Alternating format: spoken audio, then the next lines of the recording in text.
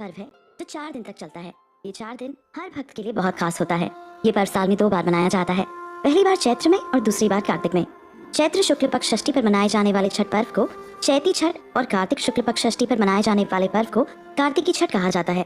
पारिवारिक सुख, समृद्धि और मनोवांछित फल प्राप्ति के लिए ये पर्व मनाया जाता है। इसका एक अलग ऐतिहासिक महत्व भी है। छठ पूजा हिंदी महीने के हिसाब से कार्तिक महीने की शुक्ल पक्ष की षष्ठी तिथि को मनाई जाती है। शुक्ल पक्ष का मतलब हुआ कि किसी भी हिंदी महीने के आखिरी 15 दिन, जबकि शुरुआती 15 दिनों को कृष्ण पक्ष कहा जाता है। सूर्य भगवान की पूजा वाला ये फेस्टिवल ज्यादातर बिहार, झारखंड, वेस्ट बंगाल और ईस्टर्न यूपी और नेपाल के तराई एरिया में से सेलिब्रेट किया जाता है। हालांकि जैसे जैसे ग्लोबलाइजेशन हुआ है, स्पेशली पिछले 30 से 35 सालों में, इन इलाकों के लोग जैसे जैसे अमेरिका और यूरोप के अलग अलग देशों में फैलते गए, तब से ग्लोबल लेवल पर इस त्योहार को धूम धड़ाके से मनाया जाता है। इतना ही नहीं, कई देशों की सरकारें तो इस दिन नेशनल हॉलिडे भी रखती हैं। कहा तो ये भी जाता है कि ये फेस्टिवल मगही और भोजपुरी लोगों का सबसे बड़ा फेस्टिवल है। ये बिहार या फिर यूं कहिए कि इंडिया का इकलौता ऐसा फेस्टिवल है जो आज से ही नहीं बल्कि वैदिक टाइम से मनाया जा रहा है। इस फेस्टिवल में आर्यन सिविलाइजेशन की एक झलक भी दिखाई देती है।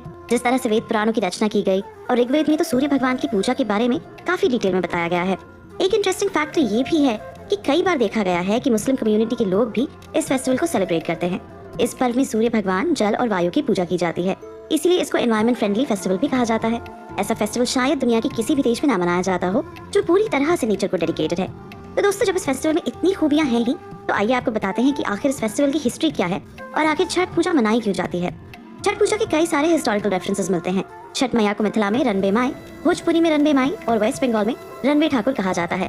कहते हैं कि बिहार स्थित मुंगेर बेसिकली अपने सीताचरण मंदिर के लिए पूरी दुनिया में फेमस है। इस मंदिर की खास बात यह है कि ये गंगा नदी के बीच में एक चट्टान पर बना हुआ है।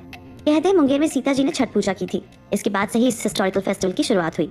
इसलिए कहते हैं मुंगेर और पास के बेगूसराय में ये फेस्टिवल खूब धूमधाम से मनाया जाता है।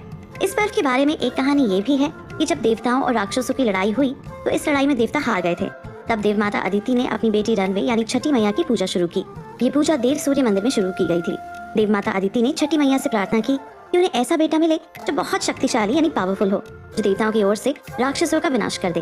कहा जाता है कि देव माता अदिति की भक्ति से खुश होकर छठी मैया ने उन्हें आशीर्वाद दिया और देव माता अदिति को बाद में एक बेटा हुआ जिन्हें बाद में भगवान आदित्य कहा गया। भगवान आदित्य को त्रिदेव रूप वाला अवतार माना जाता है जिन्होंने राक्षसों से देवताओं को जितवाया था। छठ पूजा क्यों मनाई जाती है, इसके कई सारे रेफरेंसेस मिलते हैं। ऐसा ही एक रेफरेंस रामायण से भी मिलता है। कहते हैं कि रावण का वध करने के बाद भगवान श्री राम जब लंका जीत चुके थे, तब उन्होंने अयोध्या वापसी की और अयोध्या में जब रामराज स्थापित यानी एस्टैब्लिश करने की सोची, तो इसके लिए उन्होंने महीने की षष्ठी तिथि को व्रत रखा। सप्तमी को सनसेट के समय सूरज भगवान की पूजा की और अयोध्या में राम राज्य स्थापित यानी एस्टैब्लिश करने के लिए आशीर्वाद मांगा। कहते हैं श्री राम और सीता माता की पूजा से खुश होकर छठी मैया ने उन्हें आशीर्वाद दिया और आगे चलकर अयोध्या को राम राज्य कहा गया।